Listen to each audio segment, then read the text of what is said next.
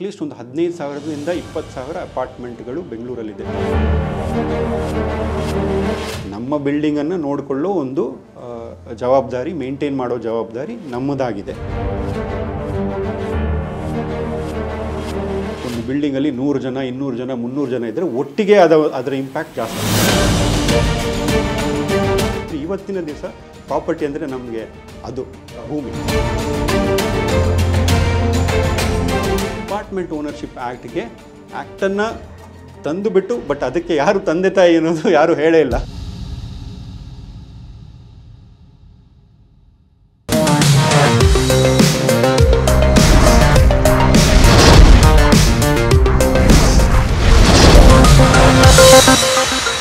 ನಮಸ್ಕಾರ ವೀಕ್ಷಕರೇ, ನೀವು ನೋಡ್ತಾ ಇದ್ದೀರಾ ವಿಸ್ತಾರ ಬಿಸ್ನೆಸ್ ಆ್ಯಂಡ್ ಪ್ರಾಪರ್ಟಿ. ನಾನು ಕೇಶವ್ ಪ್ರಸಾದ್. ವೀಕ್ಷಕರೇ, ಬೆಂಗಳೂರಿನಂತಹ ನಗರಗಳಲ್ಲಿ ಎಲ್ಲ ಕಡೆ ಅಪಾರ್ಟ್ಮೆಂಟ್ಗಳು ಸಾಮಾನ್ಯ. ಇತ್ತೀಚಿನ ಒಂದು ನಗರೀಕರಣ ಹೆಚ್ಚುತ್ತಿರುವ ದಿನಮಾನಗಳಲ್ಲಿ ಯಾವುದೊಂದು ಅಪಾರ್ಟ್ಮೆಂಟಲ್ಲಿ 100 ಜನ ಅಲ್ಲಿ ಬಂದು ನೆಲೆಸ್ತಾರೆ, 10 ಕುಟುಂಬಗಳಲ್ಲಿ ನೆಲೆಸುತ್ತೆ. ಒಂದು ಜನರ ಒಂದು ಕಮ್ಯುನಿಕೇಷನ್ ಎಕ್ಸ್ಚೇಂಜ್ ಆಗುತ್ತೆ. ಅಲ್ಲಿ ಮಾನವ ಮೂಲತಃ ಒಂದು ಸಂಘಜೀವಿ ಆದ ಕಾರಣ ಎಲ್ಲರೂ ಒಟ್ಟಿಗೆ ಅಲ್ಲಿ ಲೈಫ್ ಲೀಡ್ ಮಾಡಬೇಕಾಗುತ್ತೆ. ಇದು ಅನೇಕ ಬಗೆಯ ಆಪರ್ಚುನಿಟಿ ಮತ್ತು ಚಾಲೆಂಜಸ್ ಎರಡನ್ನೂ ಸೃಷ್ಟಿಸುತ್ತೆ. ಹಾಗಾದರೆ ಒಂದು ಕಡೆ ಈ ಥರ ಒಂದು ಅಪಾರ್ಟ್ಮೆಂಟ್ಗಳಲ್ಲಿ ಜನ ವಾಸ ಮಾಡುವಂಥ ಸಂದರ್ಭಗಳಲ್ಲಿ ಅಲ್ಲೊಂದು ಸಂಘಟನೆ ಇರುತ್ತೆ. ಸಾಮಾನ್ಯವಾಗಿ ಆ ಮಾಲೀಕರ ಒಂದು ಸಂಘಟನೆ ಇರುತ್ತೆ. ಅಪಾರ್ಟ್ಮೆಂಟ್ ಮಾಲೀಕರ ಅಸೋಸಿಯೇಷನ್ ನಾವು 100 ನೋಡಿದ್ದೀವಿ. ಹಾಗಾದರೆ ಈ ಅಪಾರ್ಟ್ಮೆಂಟ್ ಮಾಲೀಕರ ಒಂದು ಅಸೋಸಿಯೇಷನ್ ಅಂದರೆ ಏನು, ಅದರ ಉದ್ದೇಶ ಏನು, ಈ ಎಲ್ಲ ವಿಚಾರಗಳ ಬಗ್ಗೆ ನಾವು ಇವತ್ತು ಈ ಎಪಿಸೋಡ್ನಲ್ಲಿ ವಿವರವಾಗಿ ತಿಳಿದುಕೊಳ್ಳೋಣ. ಈ ಅಪಾರ್ಟ್ಮೆಂಟ್ ಅಸೋಸಿಯೇಷನ್ ಎಂದರೆ ಏನು, ಅದರ ಬೆನಿಫಿಟ್ ಏನು, ಈ ಎಲ್ಲ ವಿಚಾರಗಳ ಬಗ್ಗೆ ನಮಗೆ ತಿಳಿಸಿಕೊಡಲಿಕ್ಕೆ ಇವತ್ತು ನಮ್ಮ ಜೊತೆ ಇದ್ದಾರೆ ಬೆಂಗಳೂರು ಅಪಾರ್ಟ್ಮೆಂಟ್ ಫೆಡರೇಷನ್ನ ಅಧ್ಯಕ್ಷರಾದಂತಹ ವಿಕ್ರಮ್ ರೈ ಅವರು. ಕಾರ್ಯಕ್ರಮಕ್ಕೆ ಸ್ವಾಗತ ವಿಕ್ರಮ್. ಧನ್ಯವಾದಗಳು ಕೇಶವ್ ಪ್ರಸಾದ್. ಇಲ್ಲಿ ಬರಲಿಕ್ಕೆ ತುಂಬ ಖುಷಿ ಆಗ್ತಾ ಇದೆ. ಇವತ್ತು ಸಾಮಾನ್ಯ ನನ್ನ ಪ್ರಕಾರ 40% ಅಷ್ಟು ಬೆಂಗಳೂರಲ್ಲಿ ನಿವಾಸಿಗಳು ಅಪಾರ್ಟ್ಮೆಂಟ್ ನಿವಾಸಿಗಳು ಅಂತ ನಾನು ನಂಬ್ತೀನಿ. ಸೊ ಈ ಒಂದು ವಿಷಯದ ಬಗ್ಗೆ ಮಾತಾಡಲಿಕ್ಕೆ ತುಂಬ ಖುಷಿ ಆಗ್ತದೆ. ಖಂಡಿತವಾಗಿ ಕೂಡ ಇದು ಬಹಳ ಮಹತ್ವವಾದಂಥ ವಿಷಯವನ್ನು ನಾವು ಇವತ್ತು ಡಿಸ್ಕಸ್ ಮಾಡೋಣ. ಮೊದಲನೇದಾಗಿ ನಮ್ಮ ವೀಕ್ಷಕರಿಗೆ ಅಪಾರ್ಟ್ಮೆಂಟ್ ಅಸೋಸಿಯೇಷನ್, ಇದರ ಮಾಲೀಕರ ಅಸೋಸಿಯೇಷನ್ ಹೇಗೆ ಫಾರ್ಮೇಷನ್ ಆಗುತ್ತೆ, ಅದರ ಉದ್ದೇಶ ಏನು, ಈ ವಿವರವನ್ನು ಹೇಳ್ತೀರಾ ಅಂತ. ಈಗ ಒಂದು ಅಪಾರ್ಟ್ಮೆಂಟ್ ಅನ್ನೋದನ್ನು ನೀವು ಖರೀದಿ ಮಾಡಬೇಕಾದ್ರೆ, ನಾನು ಒಂದು ಇಂಡಿವಿಜುವಲ್ ಇಲ್ಲ ನೀವಾಗಿ ಒಂದು ಇಂಡಿವಿಜುವಲ್ ಆಗಿ ಖರೀದಿ ಮಾಡಬೇಕಾದ್ರೆ ನೀವು 2 ಭಾಗಗಳನ್ನು ಖರೀದಿ ಮಾಡ್ತೀರ. ಒಂದು ಆ ಮನೆ, ಇಂಡಿವಿಜುವಲ್ ಮನೆ, ಬಟ್ ಆ ಮನೆಯು ಯಾವ ಲ್ಯಾಂಡ್ ಮೇಲೆ ಇರೋದು, ಆ ಬಿಲ್ಡಿಂಗ್ ಒಂದು ಕಟ್ಟಡ ಆ ಭೂಮಿಯ ಮೇಲೆ ಇದೆ, ಆ ಭೂಮಿಯ ಮೇಲೆ ಒಂದು ಪ್ರಾಪರ್ಟಿ ಇದೆ. ಸೊ ಇವತ್ತಿನ ಆ ಡೆಫಿನಿಷನ್ ಪ್ರಕಾರ 2 ಪಾರ್ಟನ್ನು ನೀವು ಓನ್ ಮಾಡ್ತೀರಾ. ಒಂದು ಆ ಇಂಡಿವಿಜುವಲ್ ಯೂನಿಟ್, ಒಂದು ಆ part of the undivided share of the land ಅಂತ ಹೇಳ್ತೀವಿ. ಅವಿಭಾಜಿತ ಆ ಭೂಮಿ ಏನಿದೆಯೋ ಅದರಲ್ಲಿ ಒಂದು ಪ್ರಪೋರ್ಷನೇಟ್ ಪೀಸು ನಿಮ್ಮ ಓನರ್ಶಿಪ್. ಯಾಕಂದರೆ ಇವತ್ತಿನ ದಿವಸ ಪ್ರಾಪರ್ಟಿ ಅಂದರೆ ನಮಗೆ ಅದು ಭೂಮಿ ಅಲ್ವಾ. ಸೊ ಅದು 2 ನಿಮ್ಮ ಹೆಸರಿಗೆ ಬರಬೇಕು ಬೇಸಿಕ್ಲಿ. ಅದಾದ ಮೇಲೆ ಈ ಓನರ್ಶಿಪ್ಪಲ್ಲಿ ನಿಮಗೆ ಬಂದ ಮೇಲೆ ಒಂದು ಆ ಬಿಲ್ಡಿಂಗನ್ನು ಎಷ್ಟೊಂದು ಕಾಮನ್ ಫೆಸಿಲಿಟೀಸ್ ಇರುತ್ತೆ. ಅದರಲ್ಲಿ ನಿಮ್ಮ ಗಾರ್ಡನ್ ಇರ್ಬೋದು, ಇಲ್ಲ ವಾಟರ್ ಸಪ್ಲೈ ಸಿಸ್ಟಮ್ ಇರ್ಬೋದು, ಇಲ್ಲ ಜನರೇಟರ್ ಇರ್ಬೋದು, ಇಲ್ಲ ಸೀವೇಜ್ ಟ್ರೀಟ್ಮೆಂಟ್ ಪ್ಲ್ಯಾಂಟ್ ಇರ್ಬೋದು, ಎಷ್ಟೊಂದು ಸೌಲಭ್ಯಗಳು ಆ ಬಿಲ್ಡಿಂಗ್ನ ನಿವಾಸಿಗಳಿಗೆ ಕಾಮನ್ ಆಗಿ ಇನ್ಸ್ಟಾಲ್ ಮಾಡ್ಬೋದು. ಅದರಲ್ಲಿ ಬಿಲ್ಡರ್ ಅವರು ಮಾಡಿಕೊಟ್ಟಿರ್ತಾರೆ. ಈ ಎಲ್ಲ ಇನ್ಸ್ಟಾಲೇಷನ್ಸಲ್ಲಿ ಈ ಎಲ್ಲ ಸರ್ವಿಸಸನ್ನು ಒಂದು ಮೇಂಟೈನ್ ಮಾಡಬೇಕು, ಇದನ್ನು ಒಂದು ನೋಡಿಕೊಳ್ಬೇಕು. ಇದಕ್ಕೆ ಎಲ್ಲರೂ ನಾವು ಜವಾಬ್ದಾರರು ಬೇಸಿಕಲಿ. ಇದರಲ್ಲಿ ನನ್ನ ಓನರ್ಶಿಪ್ ಇದೆ, ಎಲ್ಲ ಒಂದು 100 ಮನೆ ಇದ್ದರೆ ಅವ್ರದ್ದು ಎಲ್ಲರದು ನಾನು ಯೂಸ್ ಮಾಡ್ತೀನಿ, ಎಲ್ಲರೂ ಯೂಸ್ ಮಾಡ್ತಾರೆ. ಸೊ ಅದಕ್ಕೆ ಕಾನ್ಸೆಪ್ಟ್ ಏನಂದರೆ ಒಂದು ರೆಸಿಡೆಂಟ್ ವೆಲ್ಫೇರ್ ಅಸೋಸಿಯೇಷನ್. ಎಲ್ಲರೂ ಸೇರಿಬಿಟ್ಟು ಆ ಒಂದು ಕಾಮನ್ ಮಾಲೀಕತ್ವವನ್ನು ನಾವು ಕಾಮನ್ ಜವಾಬ್ದಾರಿ ತಗೊಂಡ್ಬಿಟ್ಟು ನಾವೆಲ್ಲ ನೋಡಿಕೊಳ್ಳುವ ಒಂದು ಕಾನ್ಸೆಪ್ಟು ರೆಸಿಡೆಂಟ್ ವೆಲ್ಫೇರ್ ಅಸೋಸಿಯೇಷನ್. ಅದಕ್ಕೊಂದು ಫಾರ್ಮ್ಯಾಟ್, ಒಂದು ಸ್ಟ್ರಕ್ಚರ್ ಇರ್ತದೆ, ಅದನ್ನು ನೋಡಿಕೊಳ್ಳುವ ಪದ್ಧತಿಗೆ. ಅದಕ್ಕೆ ಎಲ್ಲರೂ ಬದ್ಧರಾಗಿ ಅದಕ್ಕೊಂದು ಬೈಲಾಸ್ ಅಂತ ಮಾಡಿ, ಇದು ರೂಲ್ಸ್ ಆ್ಯಂಡ್ ರೆಗ್ಯುಲೇಷನ್ಸ್, ನಾವು ಹೇಗೆ ಇದನ್ನು ಯೂಸ್ ಮಾಡ್ತೇವೆ, ಹೇಗೆ ಮೇಂಟೈನ್ ಮಾಡ್ತೇವೆ, ಏನು ಕಾಮನ್ ರೂಲ್ಸ್ ಆ್ಯಂಡ್ ರೆಗ್ಯುಲೇಷನ್ಸ್. ಯಾಕಂದರೆ ಒಂದು ಕಾಮನ್ ಏರಿಯಾ ಅಂತ ಬಂದು ಕೂಡಲೇ ಒಂದು ನಮ್ಮ ಮನೆಯಿಂದ ಒಂದು ಹೊರಗಡೆ ಬಂದಾಗ ನಮಗೆ ಒಂದು ಒಂದು ಒಂದು ಒಂದು ಪಬ್ಲಿಕ್ ಲೈಫಲ್ಲಿ ಒಂದು ಕೆಲವು ಕಾಮನ್ ರೆಗ್ಯುಲೇಷನ್ಸ್ ಅಪ್ಲೈ ಆಗೋ ಥರ ಕೆಲವು ಅಲ್ಲಿಯ ಆ ಪ್ರಾಪರ್ಟಿಗೆ ಬೈಲಾಸ್ ಅಂತ ಒಂದು ಮಾಡಿಕೊಂಡು, ನೀತಿ ನಿಯಮಗಳನ್ನು ಮಾಡಿಕೊಂಡು ಅದನ್ನು ಮೇಂಟೈನ್ ಮಾಡ್ಕೊಂಡು ಹೋಗೋದಕ್ಕೆ ಒಂದು ರೆಸಿಡೆಂಟ್ ವೆಲ್ಫೇರ್ ಅಸೋಸಿಯೇಷನ್, ಒಂದು ಥರದ ಸ್ವಯಂ ಸೇವಕ ಸಂಘ ಅಂತ ಹೇಳ್ಬೋದು, ಸ್ವಸಹಾಯ ಸಂಘ ಅಂತ ಹೇಳ್ಬೋದು, ಸೆಲ್ಫ್ ಹೆಲ್ಪ್ ಗ್ರೂಪ್ ಹೆಂಗೆ ಹೇಳ್ತಾರಲ್ವ, ನಾವು ನಮ್ಮ ಅಫೇರ್ಸನ್ನು ನಾವು ಮೇಂಟೈನ್ ಮಾಡ್ತೀವಿ, ನಾವೇ ನೋಡ್ಕೊಳ್ತೀವಿ, ಒಂದು ನಿಯಮಗಳನ್ನು ಪಾಲನೆ ಮಾಡ್ತೀವಿ, ಅದಕ್ಕಾಗೋ ಖರ್ಚುಗಳನ್ನು ನಾವು ಒಟ್ಟಿಗೆ ಅದನ್ನು ಹಾಕಿ ಅದನ್ನು ನೋಡಿಕೊಳ್ಳುವ ರೀತಿಯನ್ನು ರೆಸಿಡೆಂಟ್ ವೆಲ್ಫೇರ್ ಅಸೋಸಿಯೇಷನ್ ಅಂತ ಹೇಳ್ತೀವಿ. ಅದಕ್ಕೆ ಕೆಲವು ಕಾಯ್ದೆಗಳು ನಿಯಮಗಳು ಇವೆ, ಅದು ತುಂಬ ವರ್ಷದಿಂದ ಬರ್ತಾ ಇದೆ. ಅದರಲ್ಲಿ ತುಂಬ ಇನ್ನೂ ಅದರ ಫಾರ್ಮ್ಯಾಟು ಡೆಫಿನಿಷನಲ್ಲಿ ಇನ್ನೂ ಬದಲಾವಣೆ ಆಗಿದೆ. ಬಟ್ ಸದ್ಯಕ್ಕೆ ರೆಸಿಡೆಂಟ್ ವೆಲ್ಫೇರ್ ಅಸೋಸಿಯೇಷನ್ ಅನ್ನೋದನ್ನು ಒಂದು ಫಾರ್ಮ್ಯಾಟಲ್ಲಿ ಎಲ್ಲರೂ ಬಂದು ಒಂದು ನಿಮ್ಮ ಓನರ್ಶಿಪ್ ಪ್ಲಸ್ ಮೇಂಟೆನೆನ್ಸ್ ಅನ್ನು ನೋಡಿಕೊಳ್ಳೋ ಒಂದು ಪದ್ಧತಿ ಇದೆ. ಸರ್, ಹಾಗಾದರೆ ಈ ಅಪಾರ್ಟ್ಮೆಂಟ್ ಅಸೋಸಿಯೇಷನ್ನ ಅದಕ್ಕೆ ರಿಜಿಸ್ಟ್ರೇಷನ್ ಮಾಡಲಿಕ್ಕೆ ಏನಾದರೂ ಒಂದು ಪ್ರೊಸೀಜರ್ ಇರುತ್ತಾ, ಹೇಗೆ? ಸೊ ಈ ಒಂದು ಮ್ಯಾಟ್ರಲ್ಲಿ ಈಗ ನೀವು ನೋಟ್ ಮಾಡಬೇಕು ಅಂದರೆ ಒಂದು ವಿಷಯ ಏನಂದರೆ, ಹಿಂದಿನ ಒಂದು 15-20 ವರ್ಷದಲ್ಲಿ ಈಗ ಬೆಂಗಳೂರಲ್ಲಿ ಅಪಾರ್ಟ್ಮೆಂಟ್ ಅನ್ನೋ ಒಂದು ಕಲ್ಚರ್ ಆಲ್ಮೋಸ್ಟ್ ಒಂದು ಎಕ್ಸ್ಪ್ಲೋಡ್ ಆಗಿದೆ ಅಂತ ಹೇಳ್ಬೋದು, ರೈಟ್? ನಮ್ಮ ಒಂದು ಅನಿಸಿಕೆ ಎಸ್ಟಿಮೇಟ್ ಪ್ರಕಾರ ಕಮ್ಮಿ ಅಂದರೆ ಅಟ್ಲೀಸ್ಟ್ ಒಂದು 15,000ದಿಂದ 20,000 ಅಪಾರ್ಟ್ಮೆಂಟ್ಗಳು ಬೆಂಗಳೂರಲ್ಲಿದೆ. ಕಮ್ಮಿ ಅಲ್ಲ, ಜಾಸ್ತಿನೇ ಇರ್ಬೋದು, ಬಟ್ ರೀಸನೇಬಲ್ ಎಸ್ಟಿಮೇಟ್ ಅಂತ ತಗೋತೀನಿ 20,000. ಅದು ಮೋಸ್ಟ್ ಆಫ್ ದೆಮ್ ಆಗಿರೋದು ಈಗ ಒಂದು 15 ವರ್ಷದಲ್ಲಿ. ಈಗ ಮುಂಚೆ ಏನಾಗ್ತಾ ಇತ್ತಂದರೆ, ಎಷ್ಟೊಂದು ರೆಸಿಡೆಂಟ್ ವೆಲ್ಫೇರ್ ಅಸೋಸಿಯೇಷನ್ಗಳು ಒಂದು ಕರ್ನಾಟಕ ಸೊಸೈಟೀಸ್ ರಿಜಿಸ್ಟ್ರೇಷನ್ ಆ್ಯಕ್ಟ್ ಅನ್ನೋದರಲ್ಲಿ ಅವರ ಸಂಘವನ್ನು ರಿಜಿಸ್ಟರ್ ಮಾಡ್ಕೋತಾ ಇದ್ರು ಹಿಸ್ಟಾರಿಕಲಿ ಒಂದು 15 ವರ್ಷದಿಂದ, ರೈಟ್? ಯಾಕಂದರೆ ಅವರ ಅನಿಸಿಕೆ ಏನಿತ್ತಂದರೆ, ನಾವೆಲ್ಲ ಒಂದು ಸೊಸೈಟಿ, ಒಟ್ಟಿಗೆ ಬಂದು ನಾವು ಕೆಲವು ಕಾರ್ಯಾಚರಣೆಗಳನ್ನು ಮಾಡ್ತಾ ಇದ್ದೀವಿ, ಅದನ್ನು ಸೊಸೈಟೀಸ್ ರಿಜಿಸ್ಟ್ರೇಷನ್, ಯಾಕಂದರೆ ಕಾನೂನಲ್ಲಿ ಸೊಸೈಟಿ ಅನ್ನೋದು ಒಂದು ಕೆಲವು ಆ್ಯಕ್ಟಿವಿಟೀಸ್ಗೆ ಅವರು ಒಂದು ಆಪರ್ಚುನಿಟಿನ ಕೊಟ್ಟಿದ್ದರು. ಈಗ ಒಂದು ಮ್ಯೂಸಿಕಲ್ ಗ್ರೂಪ್ ಇರ್ಬೋದು, ಇಲ್ಲ ಪ್ರಮೋಷನ್ ಆಫ್ ಆರ್ಟ್ಸ್ ಇರ್ಬೋದು, ಆ ಥರ ಒಂದು ರೂಪರೇಖೆ ಇತ್ತು ಅದಕ್ಕೆ. ಬಟ್ ಅದರಲ್ಲಿ ರಿಜಿಸ್ಟರ್ ಮಾಡ್ಕೊಂಡು ಬಂದಿದ್ದಾರೆ, ರಿಜಿಸ್ಟ್ರೇಷನು ಮಾಡಿದ್ದಾರೆ ಸರ್ಕಾರದವರು.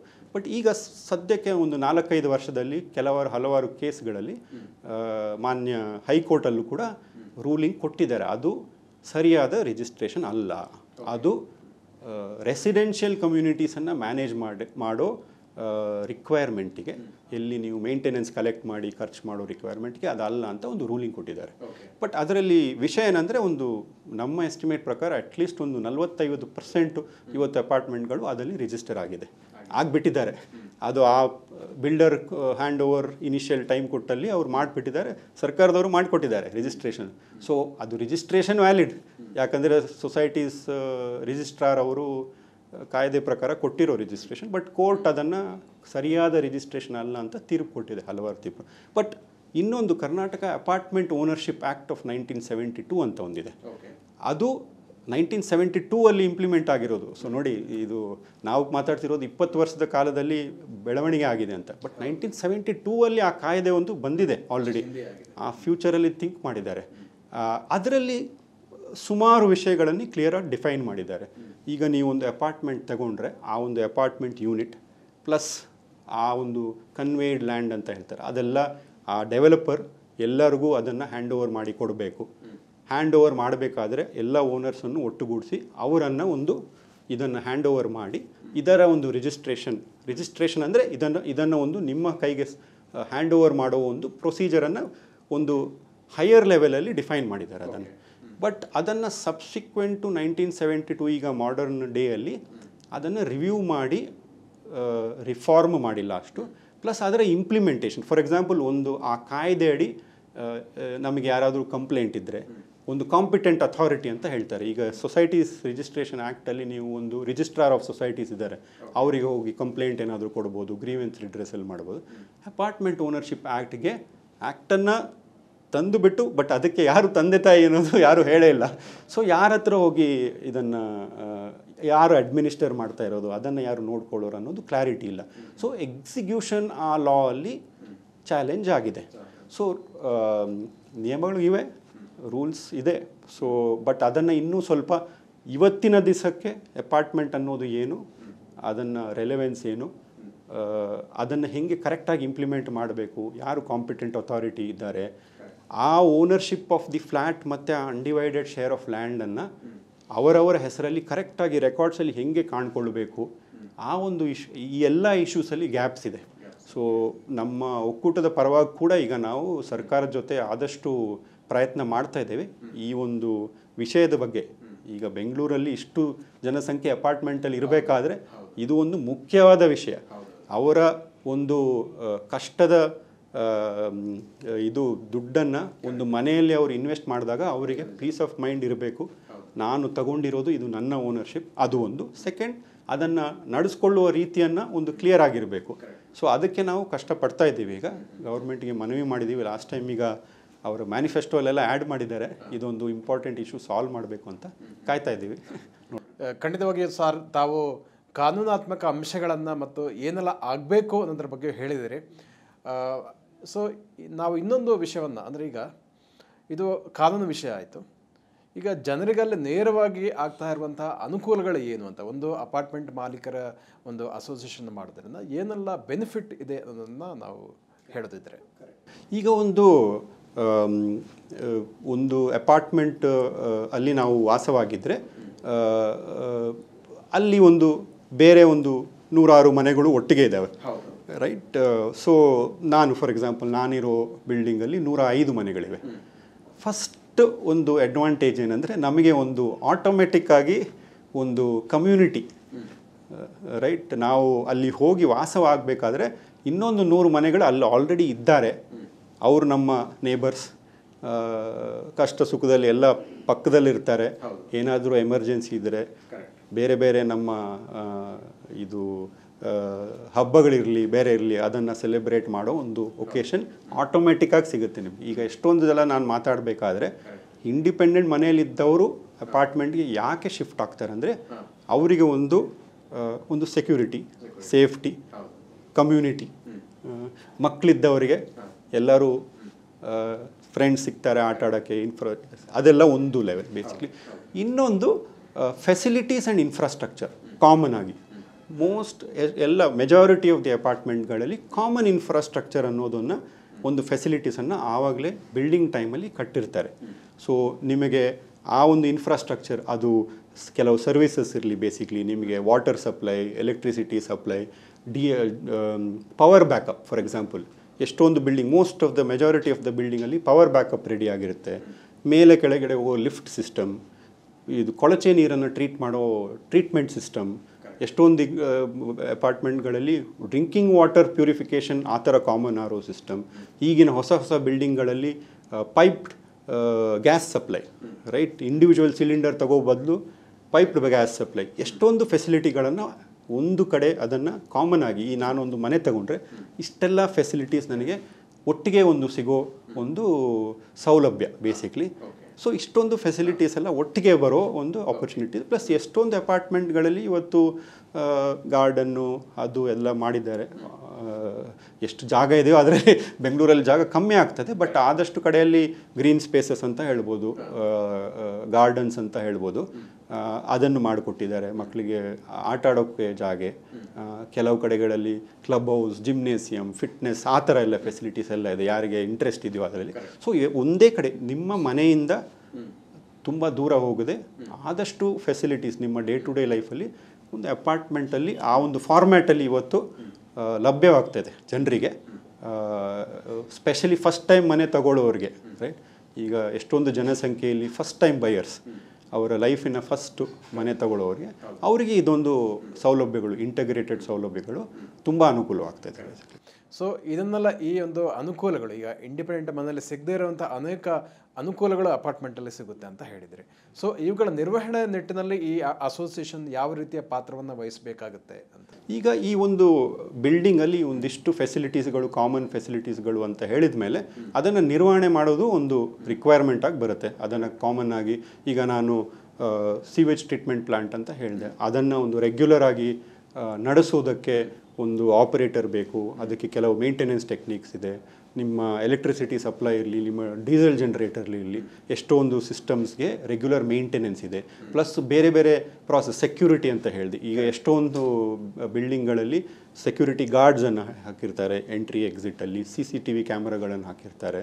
ಮತ್ತು ತ್ಯಾಜ್ಯವನ್ನು, ರೈಟ್, ಸಾಲಿಡ್ ವೇಸ್ಟ್ ಮ್ಯಾನೇಜ್ಮೆಂಟ್ ಮಾಡೋಕ್ಕೆ ಹೌಸ್ ಕೀಪಿಂಗು, ಕ್ಲೀನಿಂಗ್, ಹೈಜೀನ್, ಅದಕ್ಕೆಲ್ಲ ಒಂದಿಷ್ಟು ವರ್ಕ್ ಫೋರ್ಸನ್ನು ಎಂಪ್ಲಾಯ್ ಆಗಿರುತ್ತೆ, ಕಾಂಟ್ರಾಕ್ಚುವಲ್ ಇಲ್ಲ ಇರ್ಬೋದು, ಅವ್ರದ್ದೇ ಇರ್ಬೋದು. ಪ್ರತಿಯೊಂದು ಬಿಲ್ಡಿಂಗಲ್ಲೂ ಒಂದು ಎಲೆಕ್ಟ್ರಿಷಿಯನ್ ಇರ್ತಾರೆ, ಒಂದು ಪ್ಲಂಬರ್ ಇರ್ತಾರೆ, ಅವರ ಡೇ ಟು ಡೇ ಇಶ್ಯೂಸನ್ನು ಸಾಲ್ವ್ ಮಾಡೋದು. ಇದೆಲ್ಲ ಒಂದು ಲೈವ್ ಸಿಸ್ಟಮ್ ಅಂತ ಹೇಳ್ಬೋದು, ಒಂದು ಸಂಸ್ಥೆಯನ್ನು ನಡೆಸೋ ಥರ. ಅದು ಕಮರ್ಷಿಯಲ್ ಸಂಸ್ಥೆ ಇರಲಿ, ಇಲ್ಲಿ ಪಬ್ಲಿಕ್ ಸಂಸ್ಥೆ ಇರಲಿ, but day to day activities, ದಿನನಿತ್ಯದ ಕಾರ್ಯಾಚರಣೆಗಳು, ದಿನನಿತ್ಯದ ಮೇಂಟೆನೆನ್ಸ್ ಆ್ಯಕ್ಟಿವಿಟಿಗಳು, ಕಮರ್ಷಿಯಲ್ ಕಾಂಟ್ರಾಕ್ಟ್ಸ್ಗಳು, ಪೇಮೆಂಟ್ಸ್ಗಳು ಎಷ್ಟೊಂದು ನಡೀತಾ ಇರುತ್ತೆ. ಸೊ ಅದಕ್ಕೆ ಈ ಸಂಸ್ಥೆ, ಈ ರೆಸಿಡೆಂಟ್ಸ್ ವೆಲ್ಫೇರ್ ಅಸೋಸಿಯೇಷನ್ ಅನ್ನೋದು ಅವರ ಮೇಲೆ ನಮ್ಮ ಬಿಲ್ಡಿಂಗನ್ನು ನೋಡಿಕೊಳ್ಳೋ ಒಂದು ಜವಾಬ್ದಾರಿ, ಮೇಂಟೈನ್ ಮಾಡೋ ಜವಾಬ್ದಾರಿ ನಮ್ಮದಾಗಿದೆ. ಸೊ ಅದಕ್ಕೆ ಆ ಅಸೋಸಿಯೇಷನಲ್ಲಿ ಯೂಶ್ವಲಿ ಒಂದು ಫಾರ್ಮ್ಯಾಟ್ ಏನಂದರೆ ಒಂದು ಮ್ಯಾನೇಜ್ಮೆಂಟ್ ಕಮಿಟಿ ಅಂತ ಮಾಡ್ತಾರೆ. ಅದು ಏನಂದರೆ ಒಂದು ಬಿಲ್ಡಿಂಗಲ್ಲಿ, ಈಗ ನಮ್ಮ ಬಿಲ್ಡಿಂಗಲ್ಲಿ 105 ಜನ ಇದ್ದರೆ ಒಂದು 10-12 ಜನರ ಒಂದು ಮ್ಯಾನೇಜ್ಮೆಂಟ್ ಕಮಿಟಿ. ಅವರು ವಾಲಂಟಿಯರ್ಸ್. ಅವರು ಬಂದು ಒಂದು ವರ್ಷದ ಟರ್ಮ್ಗೆ ನಾನು ಈ ಒಂದು ಮ್ಯಾನೇಜ್ಮೆಂಟ್ಗೆ ಇದನ್ನು ನಿರ್ವಹಣೆ ಮಾಡೋಕ್ಕೆ ನನ್ನ ಕಡೆಯಿಂದ ನಾನು ಕಾಂಟ್ರಿಬ್ಯೂಟ್ ಮಾಡಿ ನನ್ನ ಟೈಮ್ ಕೊಡ್ತೇನೆ. ಸೊ ಅವರೊಂದು ರೆಪ್ರೆಸೆಂಟೇಟಿವ್ಸ್ ಆಗ್ತಾರೆ. ಸೊ ಈ ಒಂದು ಕಾರ್ಯಾಚರಣೆಯನ್ನು ನಿರ್ವಹಣೆ ಮಾಡಲಿಕ್ಕೆ ಸ್ಟಾಫ್, ಉದ್ಯೋಗಿಗಳು ಇರ್ತಾರೆ 1-2-3, ಬಟ್ ಈ ಒಂದು ಮ್ಯಾನೇಜ್ ಮಾಡೋದನ್ನು ನಿವಾಸಿಗಳೇ ಅವರ ಒಂದು ಮ್ಯಾನೇಜ್ಮೆಂಟ್ ಕಮಿಟಿ ಮಾಡಿ ಅವರು ಅದನ್ನು ಅಡ್ಮಿನಿಸ್ಟ್ರೇಟಿವ್ ಇನ್ಚಾರ್ಜ್ ಅಂತ ತಗೋತಾರೆ. ಬಟ್ ಇದನ್ನು ಒಂದು ರೊಟೇಷ್ನಲ್ ಬೇಸಿಸಲ್ಲಿ ಪ್ರತಿ ವರ್ಷ, ಈ ವರ್ಷ ಒಂದು 10-12 ಜನ ಇದ್ದರೆ ನೆಕ್ಸ್ಟ್ ವರ್ಷದಲ್ಲಿ ಇನ್ನೊಂದು 10-12 ಜನ ಬಂದು ಅದನ್ನು ಆ ಜವಾಬ್ದಾರಿಯನ್ನು ಈ ನಮ್ಮ ಮುಂಚಿನ ಕಾಲದಲ್ಲಿ ಜಂಟಿ ಫ್ಯಾಮಿಲಿ ಅಲ್ಲಿ ಜಾಯಿಂಟ್ ಫ್ಯಾಮಿಲಿ ಸಿಸ್ಟಮ್, ಎಲ್ಲರೂ ಒಂದು ಸಹಭಾಗಿತ್ವ ಮಾಡಿ ರೆಸ್ಪಾನ್ಸಿಬಿಲಿಟಿ ತಗೊಂಡು ಮನೆಯನ್ನು ನಡೆಸೋ ಒಂದು ಕಾನ್ಸೆಪ್ಟೇ ಇದಂತ ಅನ್ಕೋಬೋದು basically, but in a public setting ಅಂತ ಅಷ್ಟೇ. ಸರ್, ಈಗ ಅನುಕೂಲಗಳ ಬಗ್ಗೆ ಹೇಳಿದ್ರಿ, ಆಮೇಲೆ ಈ ಥರ ಒಂದು ಅಸೋಸಿಯೇಷನ್ ಹೇಗೆ ಇರುತ್ತೆ ಅಂತಂದು ತಾವು ಹೇಳಿದ್ರಿ. ಇನ್ನು ಮುಂದಿನ ಭಾಗದಲ್ಲಿ ನಾವು ಚರ್ಚೆ ಮಾಡೋದಿದ್ರೆ ಡಿಸ್ಅಡ್ವಾಂಟೇಜಸ್ ಏನಾದರೂ ಇದೆಯಾ, ಚಾಲೆಂಜಸ್ ಇದೆಯಾ? ಈಗ ಸಾಮಾನ್ಯವಾಗಿ ಏನಾಗುತ್ತೆ ಅಂದರೆ ಸಿಟಿನಲ್ಲಿ ಬೇರೆ ಬೇರೆ ಕೆಲಸದಲ್ಲಿ ನಿರತರಾಗಿರ್ತಾರೆ, ಕೆಲವೊಮ್ಮೆ ಅವ್ರಿಗೆ ಜವಾಬ್ದಾರಿಯನ್ನು ತೆಗೆದುಕೊಳ್ಳಿಕ್ಕೆ ಮುಂದೆ ಬರಲ್ಲ ಜನ. ಆ ಥರ ಚಾಲೆಂಜಸ್ ಏನಾದರೂ ಇರುತ್ತಾ, ಹೇಗೆ ಅಂತ? ಖಂಡಿತ ಒಂದು 10 ಜನ ಒಟ್ಟಾದರೆ ಬೇರೆ ಬೇರೆ ಒಪಿನಿಯನ್, ಬೇರೆ ಬೇರೆ ಪರ್ಸ್ನಾಲಿಟಿ, ಬೇರೆ ಬೇರೆ ವರ್ಕಿಂಗ್ ಸ್ಟೈಲ್ ಒಟ್ಟಾದಾಗ ಆಪರ್ಚುನಿಟಿ ಇದೆ, ಚಾಲೆಂಜು ಇದೆ. ಸೊ ಚಾಲೆಂಜಸ್ ಖಂಡಿತ ಇದ್ದೇ ಇರುತ್ತೆ. ಮೇನ್ಲಿ ಏನಂದರೆ ಬೇರೆ ಬೇರೆ ಸಾಂಸ್ಕೃತಿಕ ಹಿಂಭಾಗದಿಂದ ಬಂದಿರೋರೆಲ್ಲ, ಕಲ್ಚರಲ್ ಬ್ಯಾಕ್ಗ್ರೌಂಡ್ಸ್ ಅಂತ ಹೇಳ್ಬೋದು. ಈಗ ಬೆಂಗಳೂರಿನಲ್ಲಿ ಸಾಮಾನ್ಯ ನನಗೆ ಗೊತ್ತಿರೋ ಪ್ರಕಾರ ಒಂದು 50-60% ಜಾಸ್ತಿ ಇರ್ಬೋದೋ ಗೊತ್ತಿಲ್ಲ, ಬಟ್ ಬೇರೆ ಬೇರೆ ರಾಜ್ಯದಿಂದ, ಬೇರೆ ಬೇರೆ ಪ್ರಾಂತದಿಂದ, ಕರ್ನಾಟಕದಿಂದನೇ ಬೇರೆ ಬೇರೆ ಪ್ರಾಂತದಿಂದ ಬಂದವರು ಇದ್ದಾರೆ. ಸೊ ಬೇರೆ ಬೇರೆ ಒಂದು ಕಲ್ಚರಲ್ ಬ್ಯಾಕ್ಗ್ರೌಂಡಲ್ಲಿ ಬಂದಾಗ ಒಂದು conflict, difference of opinion, expectation ಅಂತ ಹೇಳ್ತಾರಲ್ಲ, ನನ್ನ ಅನಿಸಿಕೆ ಏನೋ ನಿಮ್ಮ ಅನಿಸಿಕೆ ಏನೋ ಬೇರೆ ಬೇರೆ ಇರ್ಬೋದು ಒಂದೇ ವಿಷಯದ ಬಗ್ಗೆ. ಆ ಒಂದು ಕಲ್ಚರಲ್ ಕಾನ್ಫ್ಲಿಕ್ಟ್ ಯಾವತ್ತೂ ಇದ್ದೇ ಇರುತ್ತೆ. ಭಾಷೆಯ ಕಾನ್ಫ್ಲಿಕ್ಟ್ ಇರ್ಬೋದು, ಕಲ್ಚರ್ ಕಾನ್ಫ್ಲಿಕ್ಟ್ ಇರ್ಬೋದು, ಇಲ್ಲ ಒಂದು ಪರ್ಟಿಕ್ಯುಲರ್ ಪ್ರಾಬ್ಲಮನ್ನು ಸಾಲ್ವ್ ಮಾಡೋ ಅಪ್ರೋಚಿನ ಕಾನ್ಫ್ಲಿಕ್ಟ್ ಇರ್ಬೋದು. ಸೊ ಕಾನ್ಫ್ಲಿಕ್ಟ್ ಅನ್ನೋದು ಇದ್ದೇ ಇರುತ್ತೆ ಬೇಸಿಕ್ಲಿ, ರೈಟ್? ಎಕ್ಸಾಂಪಲ್ ಕೊಡ್ತೀನಿ ನಾನು ನಿಮಗೆ. ಈಗಿನ ಒಂದು ಮಾಡರ್ನ್ ಇಶ್ಯೂ, ರೈಟ್? ಅಪಾರ್ಟ್ಮೆಂಟ್ಗಳಲ್ಲಿ ಪ್ರಾಣಿ ಪ್ರಿಯರು ಜಾಸ್ತಿ ಆಗ್ತಾ ಇದ್ದಾರೆ. ಡೊಮೆಸ್ಟಿಕ್ ಪೆಟ್ಸ್ ಇರುತ್ತೆ, ಎಲ್ಲರೂ ಎಷ್ಟೊಂದು ಜನ ಇರುತ್ತೆ ಬೇಸಿಕ್ಲಿ. ನಾನು ಒಬ್ಬ ಪ್ರಾಣಿ ಪ್ರಿಯ. ಬಟ್ ಅಪಾರ್ಟ್ಮೆಂಟ್ ಅನ್ನೋದು ಒಂದು ಸ್ಟ್ರಕ್ಚರಲ್ಲಿ ಆ ಪೆಟ್ಸನ್ನು ಇಟ್ಕೊಂಡಾಗ ಕೆಲವು ಚಾಲೆಂಜಸ್ ಬರ್ತದೆ. ಹೆಂಗೆ, ಪ್ರಾಣಿಗಳು ಆಫ್ಟರ್ ಆಲ್ ಅಲ್ವಾ, ಅವರು ಮೂಕ ಪ್ರಾಣಿಗಳು ಪಾಪ ಅಲ್ವಾ. ಸೊ ಎಷ್ಟೊಂದು ಸಲ ಆ ಒಂದು ಪ್ರಾಣಿಯ ಓನರ್ಸ್, ರೈಟ್, ಇಟ್ಕೊಂಡಿರೋವ್ರಿಗೂ ಯಾರು ಪ್ರಾಣಿಗಳನ್ನು ನೋಡಿ ಭಯಪಡ್ತಾರೋ ಅವ್ರ ನಡುವೆ ಯಾವತ್ತೂ ಒಂದು ಕಾನ್ಫ್ಲಿಕ್ಟ್ ಬರುತ್ತೆ. ಹಿಂಗಾಯಿತು, ಹಂಗಾಯಿತು, ಇಲ್ಲಿ ಇದು ಮಾಡ್ತು, ಅದು ಮಾಡ್ತು ಅಂತ, ಇಲ್ಲ ಬೋಗಳ್ತು, ಆ ಥರ ಎಲ್ಲ. ಸೊ ಅದೊಂದು ಹೊಸ ಪ್ರಾಬ್ಲಮ್ ಅಂತ ಹೇಳ್ಬೋದು ಬೇಸಿಕ್ಲಿ. ಹೊಸ ನಗರದಲ್ಲಿ ಹೊಸ ಪ್ರಾಬ್ಲಮ್ಗಳು ಅಲ್ವಾ. ಆ ಥರದ ಇಶ್ಯೂಸಲ್ಲಿ ತುಂಬ ಕಲ್ಚರಲ್ ಬ್ಯಾಕ್ಗ್ರೌಂಡಲ್ಲಿ ಡಿಫ್ರೆನ್ಸ್ ಆಗುತ್ತೆ, ಡಿಫ್ರೆನ್ಸ್ ಆಫ್ ಒಪಿನಿಯನ್ ಆಗ್ತದೆ. ಸೊ ಕಾನ್ಫ್ಲಿಕ್ಟ್ಗಳು ಬರ್ತದೆ, ಜಗಳಗಳು ಆಗ್ತವೆ, ಪೊಲೀಸ್ ಕೇಸ್ ತನಕ ಆಗ್ತದೆ, ಆ ಥರ ಎಲ್ಲ ಆಗ್ತಾಯಿದೆ. ಮೇಂಟೆನೆನ್ಸ್ ವಿಷಯದಲ್ಲಿ ಡಿಫ್ರೆನ್ಸ್ ಆಫ್ ಒಪಿನಿಯನ್, ಎಷ್ಟು ಖರ್ಚು ಮಾಡಬೇಕು, ಏನು ಮಾಡಬೇಕು, ಆ ವಿಷಯದಲ್ಲಿ ಕಾನ್ಫ್ಲಿಕ್ಟ್ ಆಗ್ತದೆ. ಸೊ ನಾವು ನಮ್ಮ ಅನಿಸಿಕೆ ಪ್ರಕಾರ ಕಾನ್ಫ್ಲಿಕ್ಟ್ಗಳು ಇದೆ. ಅದಕ್ಕೆ ಈವನ್ ಕಾನೂನಿನ ಒಂದು ಚೌಕಟ್ಟು ಇನ್ನೂ ನಾವು ಬಲಪಡಿಸಬೇಕು ಅನ್ನೋದು ಅಗತ್ಯವಾಗಿದೆ. ಯಾಕಂದರೆ ಇವತ್ತಿನ ಕಾಲದಲ್ಲಿ ಆ ಕಾನ್ಫ್ಲಿಕ್ಟನ್ನು, ಆ ಒಂದು ಸಂಘರ್ಷವನ್ನು ಇನ್ನೂ ಎಕ್ಸ್ಪ್ಲೋರ್ಡ್ ಆಗದೆ. ಒಂದು ಫೈನಲ್ ಏನಾದರೂ ಒಂದು ರೆಸೊಲ್ಯೂಷನ್ ಬೇಕಿದ್ರೆ ಒಂದು ಸರ್ಕಾರದ ಮಾಧ್ಯಮದಲ್ಲಿ ಒಂದು ಗ್ರೀವೆನ್ಸ್ ರಿಡ್ರೆಸಲ್ ಅಂತ ಹೇಳ್ತಿರಲ್ಲ, ಅದು ಇರಲೇಬೇಕು. At the end of the day ಏನೂ ಇಲ್ಲದಿದ್ದರೆ ಕಾನೂನು ಇರಬೇಕು. ಆ ಥರ ಆದಷ್ಟು ನೀವು ಸೆಲ್ಫಲ್ಲಿ ನೀವು ಮಾಡ್ಕೋಬೋದು, ಬಟ್ ಕಾನೂನು ಇರಲೇಬೇಕು ಅನ್ನೋದು ನಮ್ಮ ಒಂದು ಅನಿಸಿಕೆ. ಬಟ್ ಕಾನ್ಫ್ಲಿಕ್ಟ್ ಇದ್ದೇ ಇದೆ. ಸರಿ, ಕೊನೆಯದಾಗಿ ಈಗ ಅಡ್ವಾಂಟೇಜ್ ಮತ್ತು ಡಿಸ್ಅಡ್ವಾಂಟೇಜ್, ಅನುಕೂಲ ಮತ್ತು ಅನಾನುಕೂಲ ಎರಡನ್ನು ನೋಡಿದಾಗ ಪ್ರಮಾಣ ಯಾವುದು ಜಾಸ್ತಿ ಅಂತ ತಮಗೆ? ಇಲ್ಲ, ನಾವು ನಾನು ಅದೇ ಹೇಳಿದ್ನಲ್ಲ, ಪ್ರತಿಯೊಂದು ಚಾಲೆಂಜಲ್ಲೂ ಆಪರ್ಚುನಿಟಿ ನೋಡಲೇಬೇಕು. ನನ್ನ ಪ್ರಕಾರ ಅಡ್ವಾಂಟೇಜಸ್ ತುಂಬ ಜಾಸ್ತಿ ಇದೆ. ಒಟ್ಟಿಗೆ ಇರೋದರಲ್ಲಿ ನಮ್ಮ ಈಗ ಎನ್ವೈರ್ಮೆಂಟಲ್ ಚೇಂಜ್, ಕ್ಲೈಮೇಟ್ ಚೇಂಜ್ ಅಂತ ಏನು ಹೇಳ್ತೀವಲ್ಲ, ಹವಾಮಾನದ ಚೇಂಜು, ಅದೊಂದು ರಿಯಲ್ ಇಶ್ಯೂ ಆಗಿದೆ ಬೆಂಗಳೂರಲ್ಲಿ. ನಾನೀಗ 25 ವರ್ಷದಿಂದ ಇದ್ದೇನೆ, ನೋಡ್ತಾ ಬಂದಿದ್ದೇವೆ ನಾವು. ನಗರ ಚೇಂಜ್ ಆಗ್ತಾ ಇದೆ. ಸೊ ಆ ಒಂದು ನಿಟ್ಟಿನಲ್ಲಿ ಅದಕ್ಕೊಂದು ಅಪಾರ್ಟ್ಮೆಂಟ್ ಇಷ್ಟು ಜನಸಂಖ್ಯೆ ಆಗಿರೋದು ಒಂದು ಕಾರಣ. ನಾನೇ ಹೇಳ್ತೀನಿ, ಓಪನ್ ಆಗಿ ಹೇಳ್ತೀನಿ, ನಾವುಗಳೇ ಕಾರಣ ಅದಕ್ಕೆ, ಎಲ್ಲರೂ ನಾನು ಹೇಳ್ತಿರೋದು. ಬಟ್ ಅದನ್ನು ಒಂದು ಸಾಲ್ವ್ ಮಾಡೋ ಜವಾಬ್ದಾರಿಯನ್ನು ನಾವೇ ತಗೋಬೇಕಾಗ್ತದೆ. ಫಾರ್ ಎಕ್ಸಾಂಪಲ್, ನಮ್ಮ ಒಂದು ಒಕ್ಕೂಟದಲ್ಲಿ ಒಂದು ಹಸಿರು ಅಂತ ಒಂದು BAF ಹಸಿರು ಅಂತ ಒಂದು ಕಾರ್ಯಕ್ರಮವನ್ನು ಶುರು ಮಾಡಿದ್ದೇವೆ. ಎನ್ವೈರ್ಮೆಂಟಲ್ ಇನಿಷಿಯೇಟಿವ್ಸಲ್ಲಿ ಜನರಿಗೆ ಅದನ್ನು ಅವೇರ್ನೆಸ್, ಎಜುಕೇಷನ್ ಪ್ಲಸ್ ಆ್ಯಕ್ಷನ್, ಈ ಮೂರನ್ನು ಕೊಡಲಿಕ್ಕೆ, ನೀರನ್ನು ನೀವು ಸೇವಿಸೋದ್ರಲ್ಲಿ ಹೆಂಗೆ ಎಫಿಷಿಯನ್ಸಿ ಮಾಡ್ಬೋದು, ವೇಸ್ಟನ್ನು ಮ್ಯಾನೇಜ್ ಮಾಡೋದರಲ್ಲಿ ಹೆಂಗೆ ಎಫಿಷಿಯನ್ಸಿ ಮಾಡ್ಬೋದು, ಎನರ್ಜಿ ಕನ್ಸಂಪ್ಷನಲ್ಲಿ ಹೆಂಗೆ ಎಫಿಷಿಯನ್ಸಿ ಬಿಲ್ಡ್ ಮಾಡ್ಬೋದು, ಅದನ್ನು ನಾವು ಪ್ರಾಕ್ಟಿಕಲಾಗಿ ಅವ್ರಿಗೆ ಸೊಲ್ಯೂಷನ್ ಕೊಡ್ತಾ ಇದ್ದೀವಿ. ಇದು ಯಾಕೆ ಆಗುತ್ತದೆ ಅಂದರೆ, ಇಲ್ಲಿ ಒಂದು ಬಿಲ್ಡಿಂಗಲ್ಲಿ 100 ಜನ, 200 ಜನ, 300 ಜನ ಇದ್ದರೆ ಒಟ್ಟಿಗೆ ಅದರ ಇಂಪ್ಯಾಕ್ಟ್ ಜಾಸ್ತಿ. ನೀವು ಒಂದೊಂದೇ ಮನೆಗೆ ಅದನ್ನು ಎಜುಕೇಷನನ್ನು ಕಲ್ಪಿಸ್ಕೊಂಡು ಹೋಗೋದ್ರೆ ಅದು ನೀವು ಮಾಡ್ತೀರಾ ಥ್ರೂ ಪಬ್ಲಿಕ್ ಮೀಡಿಯಮ್. ಬಟ್ ಇದೊಂದು ಫಾರ್ಮ್ಯಾಟ್ ಕೂಡ ಎಜುಕೇಷನಲ್. ಸೊ ನನ್ನ ಪ್ರಕಾರ ಈ ಒಂದು ಗ್ರೂಪ್ ಹೌಸಿಂಗ್ ಮಾಡೆಲ್ ನಗರಕ್ಕೆ ಬೇರೆ ಆಲ್ಟರ್ನೇಟಿವ್ ಇಲ್ಲ. ಇದು ಭೂಮಿ ಇಲ್ಲದೆ ಇರಬೇಕಾದ್ರೆ ಮೇಲೆ ಹೋಗಬೇಕಷ್ಟೇ. ಜನಸಂಖ್ಯೆ ಜಾಸ್ತಿ ಆಗ್ತಾ ವರ್ಟಿಕಲ್ ಲಿವಿಂಗ್ ಅಂತ ಹೇಳ್ತೀರಲ್ಲ, that format is a reality. But ಆ ರಿಯಾಲಿಟಿಯಲ್ಲಿ ನಾವು ಆದಷ್ಟು ಎಷ್ಟು ಆಪರ್ಚುನಿಟಿನ ಕಲ್ಪಿಸ್ಕೊಂಡು ಕಾನ್ಫ್ಲಿಕ್ಟನ್ನು ಕಮ್ಮಿ ಮಾಡಿ ಆ ಸ್ಟೈಲ್ ಆಫ್ ಲಿವಿಂಗನ್ನು ಹೆಂಗೆ ಇನ್ನೂ ಇಂಪ್ರೂವ್ ಮಾಡಿ ಇನ್ನೂ ಎಫಿಷಿಯನ್ಸಿ ಬಿಲ್ಡ್ ಮಾಡೋದು. ಅದರಲ್ಲೂ ನಮ್ಮ ಒಕ್ಕೂಟದ ಒಂದು ಟಾರ್ಗೆಟ್ ಇದೆ, ಬೆಂಗಳೂರಿನ ಮಾಡೆಲ್, ಈ ಮಾಡೆಲಲ್ಲಿ ನಮ್ಮ ದೇಶದಲ್ಲಿ ಬೆಸ್ಟ್ ಮಾಡೆಲ್ ಇರಬೇಕು ಅನ್ನೋ ಒಂದು ಕಲ್ಪನೆಯನ್ನು ನಾವು ಕ್ರಿಯೇಟ್ ಮಾಡಲೇಬೇಕಾಗಿದೆ. ಯಾಕಂದರೆ ನೀವು ಬಾಂಬೆಯಲ್ಲೂ ಮಲ್ಟಿ ಸ್ಟೋರೇಡ್ ಬಿಲ್ಡಿಂಗ್ಸ್ ಇದೆ, ಬಟ್ 40-50 ವರ್ಷ ಮುಂಚೆ ಆ ಡೆವಲಪ್ಮೆಂಟ್ ಆಗಿದೆ ಅವರಿಗೆ. ಈಗ ಹೈದರಾಬಾದ್, ಚೆನ್ನೈ ಎಲ್ಲ ಇನ್ನೂ ನಮಗಿಂತ ಹಿಂದೆ ಇದೆ. ಬೆಂಗಳೂರು ಅನ್ನೋದು ಈ ಲಾಸ್ಟ್ 20 ಇಯರ್ಸಲ್ಲಿ ವರ್ಟಿಕಲ್ ಸಿಟಿ ಆಗಿದೆ. ಸೊ ನಮಗೆ ಒಂದು ಉತ್ತಮವಾದ ಒಂದು ಆಪರ್ಚುನಿಟಿ ಇದೆ. ನಮ್ಮದೇ ಆದ ಒಂದು ವರ್ಟಿಕಲ್ ಕಮ್ಯುನಿಟಿ ಡೆವಲಪ್ಮೆಂಟ್ ಮಾಡೆಲನ್ನು ಒಂದು ಎಸ್ಟಾಬ್ಲಿಷ್ ಮಾಡಲಿಕ್ಕೆ ಅದು ಅಟ್ಲೀಸ್ಟ್ ನಮ್ಮ ಮೋಟಿವೇಶನ್. ಸೊ ಆಪರ್ಚುನಿಟಿ ಶೂರ್ ಆಗಿ ಜಾಸ್ತಿ ಇದೆ ಅಂತ ನಾನು ಹೇಳಬಯಸ್ತೀನಿ. ನಮ್ಮ ವೀಕ್ಷಕರಿಗೆ ಇಷ್ಟೊತ್ತು ಅಪಾರ್ಟ್ಮೆಂಟ್ ಮಾಲೀಕರ ಅಸೋಸಿಯೇಷನನ್ನು ಹೇಗೆ ರಚನೆ ಮಾಡಬೇಕು, ಅದರ ಕಾನೂನಾತ್ಮಕ ಅಂಶ ಏನು, ಅದರ ಅಡ್ವಾಂಟೇಜ್ ಏನು, ಡಿಸ್ಅಡ್ವಾಂಟೇಜಸ್ ಏನು, ಈ ಎಲ್ಲ ವಿಚಾರಗಳ ಬಗ್ಗೆ ಸಾಕಷ್ಟು ಅಮೂಲ್ಯವಾದ ವಿವರಗಳನ್ನು ಕೊಟ್ಟಿದ್ದಕ್ಕೆ ಧನ್ಯವಾದಗಳು ಸರ್. ಧನ್ಯವಾದಗಳು ಸರ್, ಥ್ಯಾಂಕ್ ಯು. ವೀಕ್ಷಕರೇ, ಇಂತಹ ಮತ್ತಷ್ಟು ವಿಡಿಯೋಗಳಿಗೋಸ್ಕರ ವಿಸ್ತಾರ ಬಿಸ್ನೆಸ್ ಆ್ಯಂಡ್ ಪ್ರಾಪರ್ಟಿ ಯೂಟ್ಯೂಬ್ ವಾಹಿನಿಯನ್ನು ವೀಕ್ಷಿಸಿ ಹಾಗೂ ಸಬ್ಸ್ಕ್ರೈಬ್ ಮಾಡಿ ಅಂತ ಈ ಮೂಲಕ ನಾನು ಕೇಳ್ಕೊಳ್ತಾ ಇದ್ದೀನಿ. ಅನುಕ್ಷಣದ ಸುದ್ದಿಗಳಿಗಾಗಿ ವಿಸ್ತಾರ ನ್ಯೂಸ್ ಯೂಟ್ಯೂಬ್ ಚಾನೆಲ್ ಸಬ್ಸ್ಕ್ರೈಬ್ ಮಾಡಿ. ಹೊಸ ಸುದ್ದಿಗಳ ನೋಟಿಫಿಕೇಶನ್ಗಾಗಿ ಬೆಲ್ ಐಕಾನ್ ಕ್ಲಿಕ್ ಮಾಡಿ. ಲೇಟೆಸ್ಟ್ ಅಪ್ಡೇಟ್ಸ್ಗಾಗಿ www.vistaranews.com ವೆಬ್ಸೈಟ್ಗೆ ವಿಸಿಟ್ ಮಾಡಿ. ಅಂಗೈಯಲ್ಲೇ ಜಗತ್ತಿನ ಸುದ್ದಿ ತಿಳಿಯಲು ವಿಸ್ತಾರ ನ್ಯೂಸ್ ಕನ್ನಡ ಆಪ್ ಡೌನ್ಲೋಡ್ ಮಾಡಿ.